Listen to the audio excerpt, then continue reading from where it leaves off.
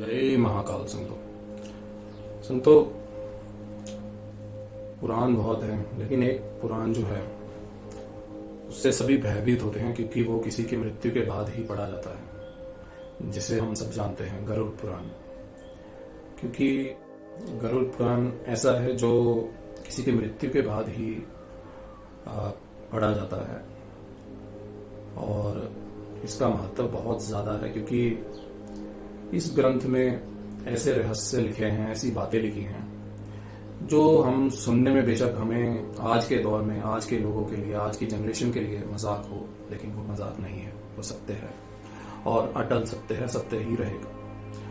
क्योंकि देखिए, गरुड़ पुराण के अनुसार जो यमलोक है उसके 4 दरवाजे हैं। 3 उनके लिए हैं जो संत हैं, महात्मा हैं, जिन्होंने अच्छे काम किए हैं, नेक काम किए हैं, दान पुण्य किए हैं, उनके लिए हैं।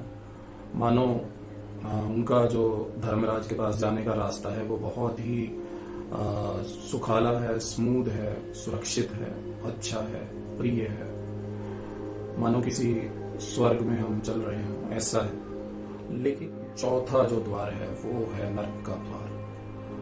और जितना कलयुग बढ़ रहा है, जो बुरा लोग कर रहे हैं, ये द्वार उनके लिए है, क्योंकि इस द्वार में बहुत ही खतरनाक जो है दंड विधान है जो यमदेव देते हैं धर्मराज तक पहुंचने से पहले। ऐसी ऐसी सजाएं हैं आत्मा के लिए भी।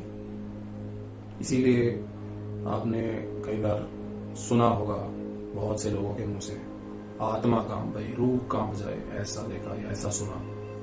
तो वो क्या है? बस वही है, वो चौथा द्वार है गरुड़ पुराण के अनुसार। और उस पे हर एक तरह के दंड विधान है, हर गलत कार्य का दंड विधान है। आत्मा जो है तड़प जाती है, रो जाती है, बिलख जाती है। ऐसे ऐसे दंड विधान उसमें मेंशन है। रूह तक का इतना बुरा हाल होता है, जब तक कि उसके पाप जो है नष्ट ना हो जाए, खत्म ना हो जाए, तब तक उसे वो कष्ट यमदेव जो है देते हैं और वो उसको सहना पड़ता है, उस रूह को। इसीलिए सदैव मैं यही कामना करता हूं कि एटलीस्ट मेरी बातें सुन के ही आप एक अच्छाई का मार्ग चुने, एक अच्छा रास्ता चुने, नेक बने,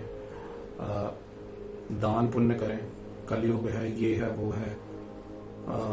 ऐसे भी मैंने लोग देखे हैं जो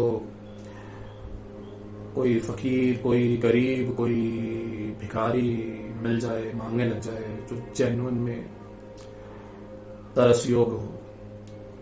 लेकिन कुछ लोगों की पॉलिसी ही ऐसी है कि हमें तो कुछ देना ही नहीं है, तो वो ऐसे ऐसे बहाने लगाते हैं, ऐसे ऐसी बातें करते हैं। हमें तो जी पंडित ने ही मना कर दिया है, हमारे ग्रह चक्रों में ऐसा है कि हम दान पुण्य नहीं कर सकते। अरे ये कौन सा ग्रह दशा आ गई, कौन से नक्षत्र आ गए, कौन सा ऐसा पंडित आ गया जिसने तुम्हें दान पुण्य से ही रोक दिया है?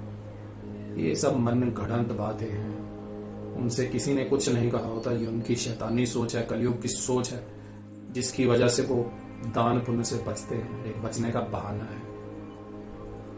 तुम 1000 रुपए यहाँ वहां दे दोगे, किसी को 10 रुपए देने में तुम ऐसे करते हो जैसे तुम्हारी जायदाद मांग ली हो किसी ने। ऐसे लोगों के लिए निश्चित दंड विधान है और होना भी चाहिए। जय महाकाल।